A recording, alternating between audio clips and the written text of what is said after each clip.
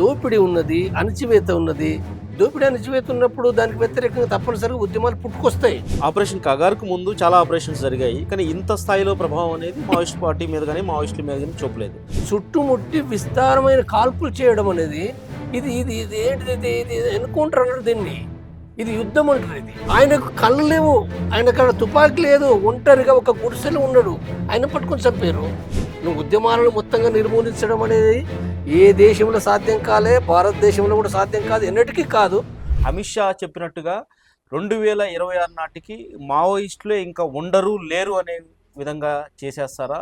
పూర్తిగా కొన ఊపిరితో ఈరోజు మావోయిస్ట్ పార్టీ కానీ మావోయిస్టులు కానీ ఉన్నారా అనే విషయాల గురించి మనం తెలుసుకుందాం. మనతో పాటు ఉన్నారు దాదాపు 35 సంవత్సరాల పాటు దళంలో ఉండి మావోయిస్టులతో పాటు దండకారణ్య అడవుల్లో పనిచేసి 35 సంవత్సరాల పాటు నక్సలైట్గా ఉన్న మాజీ కేంద్ర కమిటీ సభ్యులు జంపన్న గారు. జంపన్న గారితో మాట్లాడదాం. ముఖ్యంగా ఈరోజు తాజాగా చూస్తే ఒక ఎన్కౌంటర్ చూసాము. 20 మందికి పైగా మావోయిస్టులు ప్రాణాలు కోల్పోయారు. ఒక్కొక్క ఫోటో చూస్తుంటే అనిపిస్తుంది మాకు, ఇంత దారుణంగా ఎన్కౌంటర్లు చేసి చంపేస్తున్నారు మావోయిస్టులు. దీని వెనుక ఉద్దేశం బీజేపీది ఏమని మీకు అనిపిస్తుంది? ఒక ఎన్కౌంటరు 3 రోజులకు పైగా కొనసాగడము, ఆ శవాలు దొరకడం అనేది ఇది విచిత్రమైన విషయం. ఇది వాస్తవంగా రాజ్యం చేతిలో, పోలీసు బలగాల చేతిలో అత్యాధునికమైన ఆయుధాలు ఉన్నాయి. వాళ్ళ ఆయుధాలే కాకుండా వాళ్ళు డ్రోన్ కెమెరాల ద్వారా, డ్రోన్స్ ద్వారా బాంబింగ్ చేస్తూ వాళ్ళు దాడులు చేస్తుండ్రు. అంటే వాళ్ళు క్లియర్ చేయడానికి వితిన్ 2-3 అవర్స్ లోపలనే ఆ మొత్తం ప్లేస్ను వాళ్ళు క్లియర్ చేయగలుగుతారు. వాళ్ళు మరి 2-3 గంటలు క్లియర్ చేయగలిగేదానని 3 రోజుల దాకా కూడా ఏంటంటే వరుసంగా సంఖ్యను పెంచుతూ మొదటగా 4 లేదా 12, 14, 10, 20, ఇప్పుడు 27 సంఖ్య చెప్తున్నారు. దీన్ని ఏ విధంగా అర్థం చేసుకోవాలి? ఇప్పుడు జరిగిన ఘటన కూడా ఇప్పుడు ఎక్కడ జరిగింది? అది ఛత్తీస్గఢ్, ఒరిస్సా కరెక్ట్ బార్డర్. అది అంటే కులారిఘట్ అనే ప్రాంతం ఏదైతే ఉందో కరెక్ట్గా అది అంటే దాన్ని ఆ గుట్టనే సున్నబేడ గుట్ట అంటారు. ఒక 100 కిలోమీటర్లు ఆ గుట్ట ఉంటుంది. అది ఆ గుట్ట పైన ఒక 30 గ్రామాలు ఉంటాయి. మొత్తం గుట్ట ఎక్కడం అనేది దాదాపుగా 1 గంట పడుతుంది. నడవాలనుకుంటే పైకి ఎక్కాలంటే హార్డ్గా 1 అవర్ పడుతుంది. అది అంటే అలాంటి గుట్ట పైన వీళ్ళు దాడి చేశారు. దాడి చేసినప్పుడు వీళ్ళు మరి ఇప్పుడు 2 గంటల లోపల కూడా క్లియర్ అవుతుంది కదా. అది 2 గంటలు క్లియర్ అయ్యేదాన్ని 3 రోజులుగా దీన్ని చేస్తుండ్రంటే అంటే వాళ్ళు అసలు ఏ రకంగా చేస్తున్నట్టు ఏమనుకోవాలి? వాళ్ళు కొనసాగిస్తున్నది ఇది ఎన్కౌంటర్ అనగలమా? ఎన్కౌంటర్ అంటే ఎదురుకాల్పులు కదా. ఎదురుకాల్పులు అనంటే ఎదురుకాల్పుల లోపల సరే పోలీసులు అంటే చట్ట వ్యతిరేకంగా ఉన్న వాళ్ళని పట్టుకోవడానికి పోయినప్పుడు అక్కడ కాల్పులు జరగవచ్చు. తమను తాము రక్షించుకోవడానికి పోలీసులు కాల్పులు చేస్తారు, లేదా మావోయిస్టులు కూడా కాల్పులు చేయొచ్చు. అది ఎదురుకాల్పులు అవుతుంది. కానీ ఎదురుకాల్పులు అయితే మరి ఇంత 3 రోజుల నుంచి ఎట్లా జరిగాయి కదా. ఇది అవకాశం లేదు కదా. వాస్తవంగా వాళ్ళు ఏం చేసిండ్రు? అక్కడ బాంబింగ్ చేసారు, డ్రోన్ల ద్వారా బాంబింగ్ చేసారు. రాపిడ్ ఫైరింగ్ అనేది ఉందో చుట్టుముట్టి విస్తారమైన కాల్పులు చేయడం అనేది ఇది ఇది ఇది ఏంటిది? ఇది ఎన్కౌంటర్ అన్నారు దీన్ని. ఇది యుద్ధం అంటారు. ఇది యుద్ధం అంటే ఏంటిది? యుద్ధము భారతదేశం లోపల ఇక్కడ సొంత పౌరులపైన చేయడానికి వీలు లేదు కదా. సొంత పౌరులు వాళ్ళు ఏ తప్పులను ఉండొచ్చుగాక, వాళ్ళు చట్టానికి వ్యతిరేకంగా ఉండొచ్చుగాక. నువ్వు వ్యతిరేకంగా ఉన్నప్పటికీ నువ్వు చేయవలసిన డ్యూటీ ఏంటిదనంటే చట్టపరంగా వాళ్ళను పట్టుకోవడానికి ప్రయత్నం చేయాలి. అవసరమైతే కొంతవరకు కాల్పులు చేసి అయినా వాళ్ళని కంట్రోల్ తీసుకురావాలి. ఇది కదా విధానం. మరి ఇప్పుడు ఇక్కడ చేస్తున్నది ఏదో నిర్మూలన యుద్ధం కదా. ఇది నిర్మూలిస్తారు అంటే వరుసంగా అసలు యుద్ధం లోపల వాస్తవంగా పొరుగు దేశాలతో యుద్ధం చేస్తే కూడా యుద్ధంలో పట్టుబడితే అక్కడ అసలు ఖైదీలుగా తీసుకొస్తారు, చంపేరు, అందరినీ చంపేరు. కానీ ఇక్కడికి వచ్చేవారికి ఏంటంటే పూర్తి నిర్మూలన. అంటే ప్రతి వ్యక్తిని వాళ్ళు అసలు అంటే మనం ఒక మాడ్ లోపల జరిగిన ఒక ఘటనను గమనిస్తే ఆయనకు కళ్ళు లేవు, ఆయన కాడ తుపాకీ లేదు, ఒంటరిగా ఒక గుడిసెలో ఉన్నాడు, ఆయన పట్టుకొని చంపారు. ఇప్పుడు నిన్నటి ఘటన లోపల చలపతి అని సీసీ మెంబర్ ఆయనే అంటే తుపాకీ కూడా పట్టుకోలేడు. ఆయన మొఖాల సమస్య, మిగిలిన ఆరోగ్యం బాగానే ఉన్నప్పటికీ 2 మొఖాల సమస్య, 2 కట్టెలు పట్టుకుని నడుస్తాడు. మరి ఆయన్ని కూడా చంపేశారు కదా. అంటే ఏమనుకోవాలి? ఇది అంటే ఒక 20-30 మంది సంఖ్య పైన నువ్వు వేలాది బలగాలను అక్కడికి మోహరించి వీళ్ళ బాంబులతో దాడి చేస్తూ చంపడం అనేది ఉందో ఇది ఏ యుద్ధ విధానము? మావోయిస్టుల్ని ఎందుకు ఇంతలా కేంద్రం టార్గెట్ చేసింది? ఏకంగా మావోయిస్టులే లేకుండా నిర్మూలించేస్తామనే పరిస్థితి ఎందుకు వచ్చింది? దీని వెనకాల ఉద్దేశం ఏంటనేది అందరికీ సందేహాలు ఉన్నాయి. మీరేమనుకుంటున్నారు ముఖ్యంగా?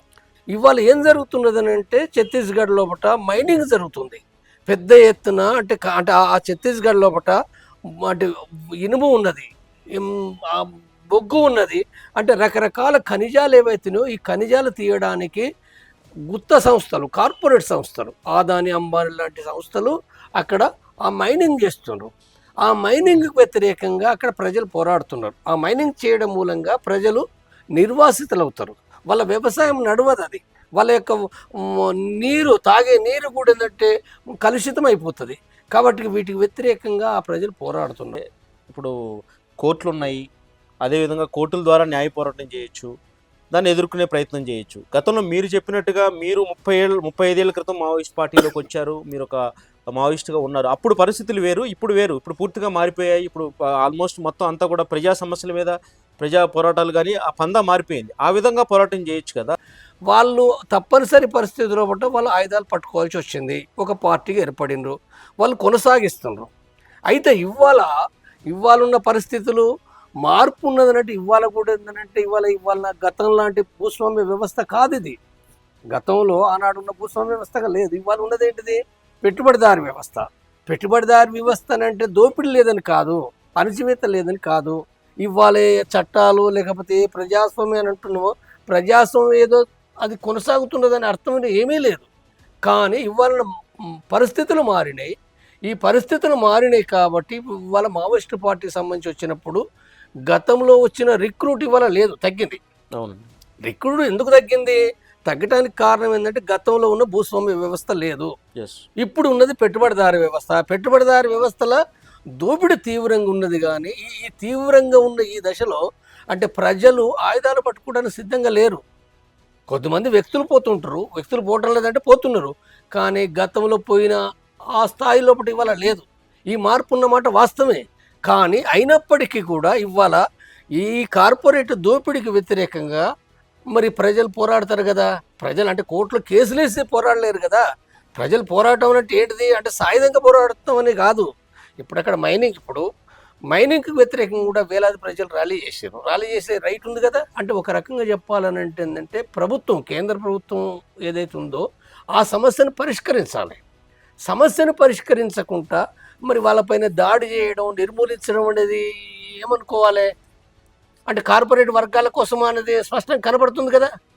కార్పొరేట్ వర్గాల కోసము అంటే వేల కోట్ల రూపాయలను పెట్టి, అత్యాధునికమైన ఆయుధాలను పెట్టి నువ్వు ఆ రకంగా నిర్మూలించడం అనేది సమస్య ఏంటిది? అది మావోయిస్టు సమస్య అంటే ఆర్థిక రాజకీయ సమస్య కదా.